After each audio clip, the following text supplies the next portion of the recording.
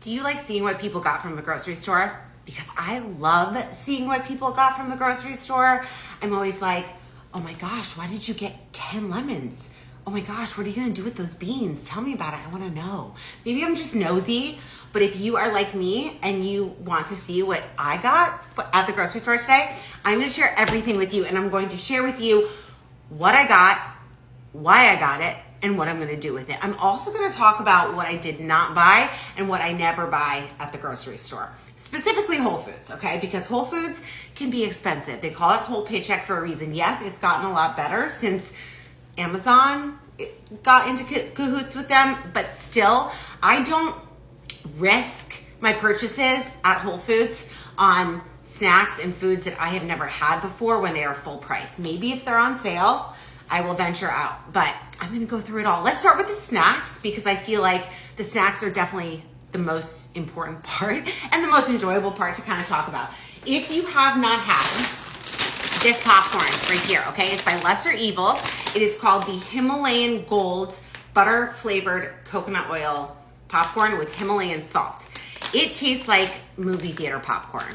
Yes, without the butter on top, but it is delicious. And we are a popcorn family. We go through popcorn like crazy.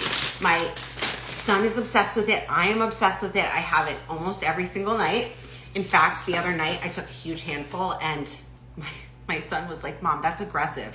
He's 6 years old, okay? Like, who sits there and just eats one piece at a time? Definitely not me.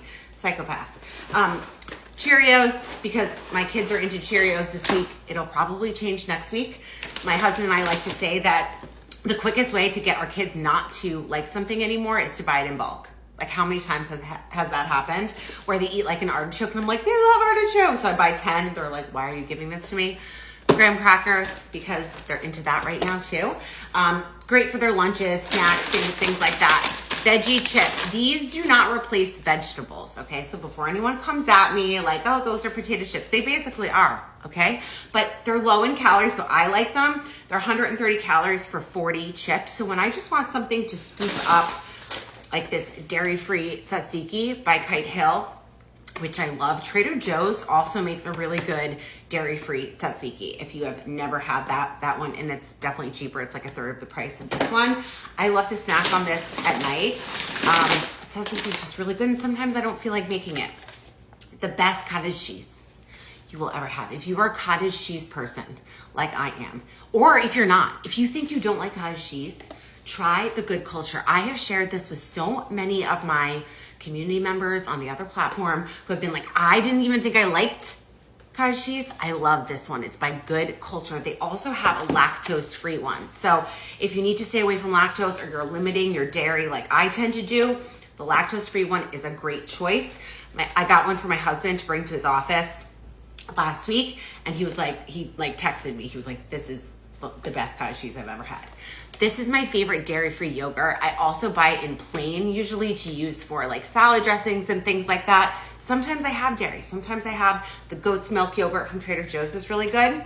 But I love this one. What I tend to do is I will mix it with some chopped up apple, some almonds, and some protein powder. And that'll just be a really easy, healthy like breakfast or lunch when I want to make sure that I'm getting my protein in and healthy fats and all of that kind of stuff, some fiber. I got some eggs, even though I have a bunch of eggs in the garage. I just always get eggs because we go through them like crazy. And these are pretty reasonable for pasture raised eggs, which is what I like to look for. Cage free doesn't really mean anything. Pasture raised does. It indicates that they have been able to go onto the pastures. I tend to like to get like Pete and Jerry's or, there are a lot of Vital Farms, different producers, but I'm doing a lot of baking, and so I don't want to spend like $8 or $9 on a dozen eggs when they're really just going to be going into baked goods. These chicken sausage, okay? If you were a busy mom or just busy in general, if you're trying to eat healthier, these chicken sausage, when I tell you they are the best chicken sausage you will ever have. I really could have been on Supermarket Sweep. I used to dream about that when I was a kid because I'm a very good grocery shopper. I am fast, I am decisive, and I know what is good. I'm a chef, and I literally cook for a living, so I know what's good. The chicken parm sausage. You could just broil this, put it in the air fryer, cut up. You could saute it. You could serve it as little appetizers with toothpicks if you're having people over. I saute it up with some peppers and onions sometimes, put it onto sandwiches. I mean, the possibilities are endless. The chicken kale pesto sausage also, love. All of the Seymour's chicken sausages are fire. When I tell you, fire. Okay, cornichon. If you have been here for a while and you follow me, you know that one of my favorite snacks, sometimes a part of my lunch, is to take good cultured cottage cheese, to dice up some cornichon, a little bit of pickle brine, mix it up, and then I scoop it up with some crackers or some chips. And it is so good. The acidity of the cornichon, you can use another kind of pickle if you want, is amazing with the creamy cottage cheese. It just like cuts through all of that and it just brightens the entire thing up.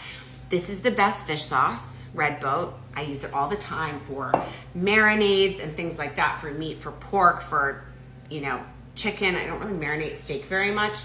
I usually keep it pretty simple when it comes to steak. Gluten-free pasta. There are a lot of different brands. This is my all-time favorite. This is one of the only ones that I buy. Trader Joe's is pretty decent too.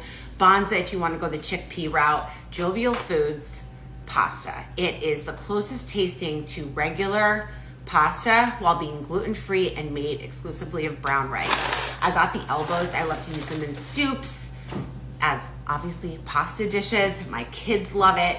We do their spaghetti, their linguine. We do their penne. Okay, olive oil. I buy this huge container from Whole Foods, and this is what I use every single day in my cooking. It's a good value. I mean, it's only probably, I think I spent maybe like $24 for extra virgin olive oil. I love that it is not in a see-through glass container, because when oil is in a see-through glass container, it is more susceptible to sunlight and artificial light, things that can make it, you know, go bad. And I like that it's protected. So I use this every single day in my cooking. This $10 shampoo. Take a picture. Take a picture. It is the best. So this is the Pure Zero Tea Tree and Matcha Invigorating Shampoo. It's like $8 or something. This is the shampoo I use. Your girl likes luxury. Your girl also likes a deal and loves when a product is inexpensive and is great. It is so soothing and detoxifying for your scalp. It's gentle. It is the best shampoo. My favorite gluten-free baking flour is 1-to-1 baking flour by Bob's Red Mill.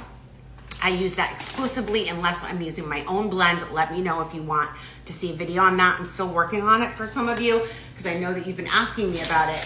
I got some cane sugar. I always get this, and I make powdered sugar from it as well. I'm gonna be making some cookies for Easter, so that will be happening very soon. Asparagus was on sale. That's the only time I buy it from Whole Foods, is when it's on sale. It was on like major sale. So if you're near Whole Foods, definitely go get it. My kids like asparagus. I always buy the thick ones. They're just easier to handle. They don't shrivel up, because anything that's too mushy for my kids, it's like a textural thing, they're not having it. Spaghetti squash. I will do this with like meatballs, meat sauce, things like that. Sometimes I will have pasta. I'll have true spaghetti, and then I'll just mix in some of the spaghetti squash. So I'm still having the pasta. I'm just mixing in some veggies with it, so it's not like a huge plate of pasta. I really like pasta. I'm part Italian. I got some Fuji apples. I got some lemons. Do you know about this tip? When you are at the grocery store, buy the lemons that have a smooth skin. There weren't a ton with a really smooth skin, which made me disappointed, but the smoother the skin, the more juice. The more rippled the skin, the thicker the skin is, and the less juice is gonna be in there. Mini peppers for my kids' lunches and to snack on. Oranges and bananas always. I always get extra bananas so that some purposefully get overripe, and I have an excuse to make banana bread. I have a maple rye banana bread on my feed and on my website that people are going completely crazy over. It is my absolute favorite one. Shallots, I use them in everything. I get my meat and some of my fish from Butcher Box on a monthly basis. So none of that is here. But these are the things that I can attest to.